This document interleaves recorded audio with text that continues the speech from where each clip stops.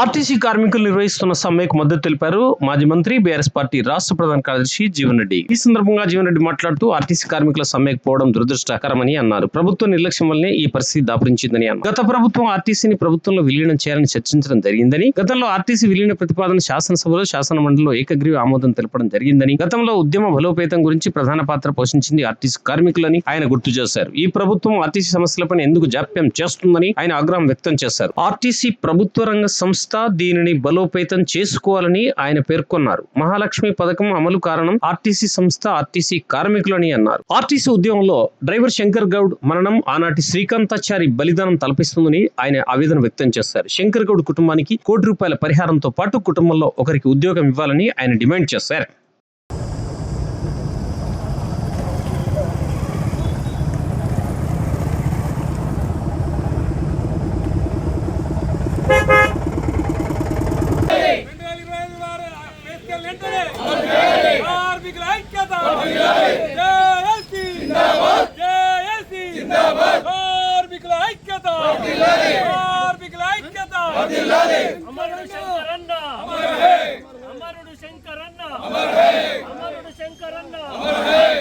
కాలంలో ప్రాణాలు తీసుకున్న శంకరన్న, కాలంలో ప్రాణాలు కొనిపెట్టిన శంకరన్న,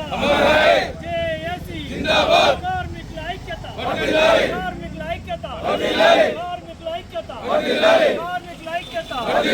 ఆర్టీసీ సంస్థల ప్రభుత్వంలో వెంటనే, ఆర్టీసీ సంస్థల ప్రభుత్వంలో వెంటనే, ఆర్టీసీ ఉద్యోగులను ప్రభుత్వంలో వెంటనే, ఆర్టీసీ ఉద్యోగులను ప్రభుత్వంలో వెంటనే, నాకు రావాల్సిన 21-25 పే స్కేల్ వెంటనే, నాకు రావాల్సిన 21-25 పే స్కేల్ వెంటనే, నాకు రావాల్సిన 21-25 పే స్కేల్ వెంటనే, జేబీఎం బస్సులను ఆర్టీసీ వెంటనే, జేబీఎం బస్సులు ఆర్టీసీ వెంటనే, జేబీఎం బస్సులను ఆర్టీసీ వెంటనే, జేబీఎం బస్సులను ఆర్టీసీ వెంటనే, జేబీఎం బస్సులను ఆర్టీసీ వెంటనే.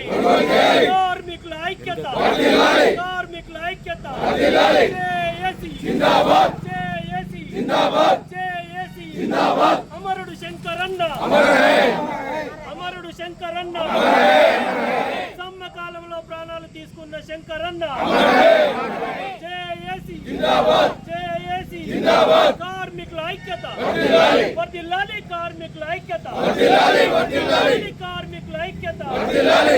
కామ్రేడ్ శంకరన్న, కామ్రేడ్ శంకరన్న, కామ్రేడ్ శంకరన్న, కామ్రేడ్ శంకరన్న.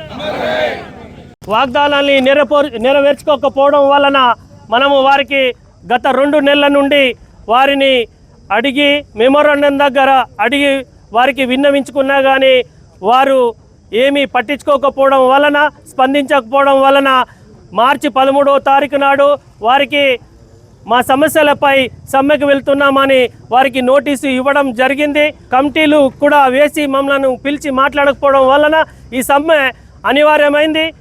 మన కార్మికులు వారు ఒక 3 అన్నలు ప్రాణత్యాగానికి ఒడిగట్టారు. వారిలో శంకర్ గౌడ్ అన్నగారు నిన్న అమరుడైనాడు. వారందరి త్యాగ ఫలితము ఈరోజు సాయంత్రము చర్చలకు పిలిచారు. ఇప్పటికైనా ప్రభుత్వం కళ్ళు తెరిచి స్పందించింది. మరి మా హక్కులను ఎలా వారు తెలుపుతారో చూడాలి. రాష్ట్రంలో రోడ్డు రవాణా సంస్థ కార్మికులు సమ్మెలబోయేటువంటి పరిస్థితి ఎదుర్కోవటము నిజంగా దురదృష్టమనే కాకుండా ఒక విధంగా ఇది ప్రభుత్వ అంటే ఆర్టీసీ సంస్థ పట్ల, కార్మికుల పట్ల నిర్లక్ష్య ధోరణికి నిదర్శనంగా పేర్కొనక తప్పదని చెప్పి అంటున్నాను. ఇవాళ ఆర్టీసీ కార్మికుల డిమాండ్లే ఇవి కూడా కొత్తవి కాదు. ఇవి గత ప్రభుత్వ హయాంలో ఆనాడు ఏదైతే ఆర్టీసీ సంస్థను ప్రభుత్వంలో విలీనం చేయాలనేటువంటి అంశం చర్చకు రావడం జరిగింది. ఆనాటి అధికార పార్టీ అయినటువంటి బీఆర్ఎస్ పార్టీతో సహా ఆనాడు ప్రతిపక్షంలో ఉన్నటువంటి కాంగ్రెస్ పార్టీ, కమ్యూనిస్ట్ పార్టీలు, భారతీయ జనతా పార్టీ, రాజకీయ పార్టీలన్నీ కూడా ఆలోచన విధానాన్ని మద్దతు తెలపడంతో పాటుగా శాసనసభలో కానీ శాసన మండలిలో కానీ ఏకగ్రీవంగా తీర్మానాన్ని ఆమోదింప చేయడం జరిగింది.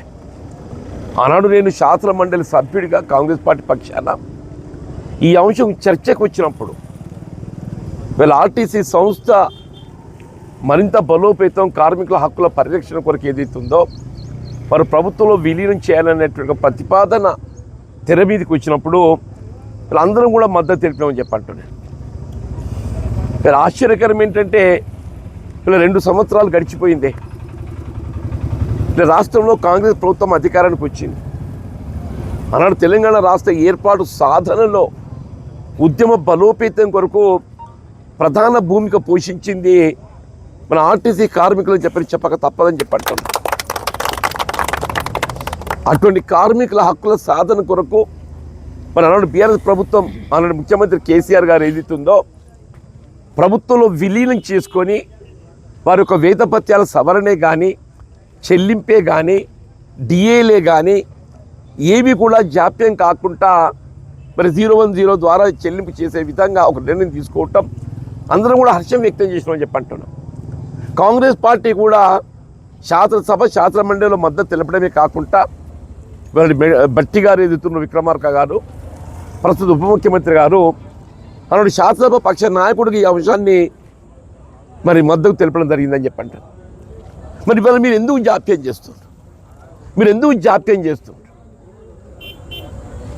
అంటే ఇవాళ విలీనంతో పాటుగా వాళ్ళ హక్కులు పిఆర్సీ వేతపత్యాల సవరణ ఇది ప్రతి కార్మికుని యొక్క హక్కు, ఉద్యోగస్తు హక్కు అని చెప్పంటారు. డిఏలే కానివ్వండి కాక చెప్పంటున్నా వీళ్ళ కేంద్ర ప్రభుత్వం ఏదైతుందో పర్యావరణ పరిరక్షణ కొరకు ఎలక్ట్రికల్ బస్సెస్ ప్రవేశపెడుతుంది. వాళ్ళు 50% రాయితీ కల్పిస్తున్నది. మరి అటువంటి యొక్క సౌకర్యం మన రాష్ట్ర రోడ్డు రవాణా సంస్థ ద్వారా అవన్నీ వినియోగించుకున్నట్టయితే మన కార్మికులకు ఉద్యోగ అవకాశాలు మెరుగవుతాయి.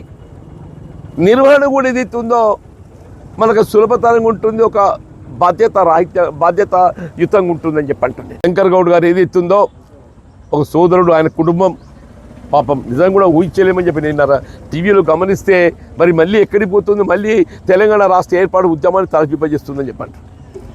తెలంగాణ రాష్ట్రాన్ని సాధించుకున్న తర్వాత కూడా మళ్ళీ తెలంగాణ రాష్ట్ర ఏర్పాటు ఉద్యమాన్ని తలపింపజేసే విధంగా ఆయన శ్రీకాంతాచారి బలిదానాన్ని తలపింపజేసే విధంగా మరి సోదరుడు శంకర్ గౌడ్ గారు ఏదైతుందో వీళ్ళ ఆత్మత్యాగం, ఆత్మహత్య పాల్పడడం నిజంగా కూడా బాధాకరం.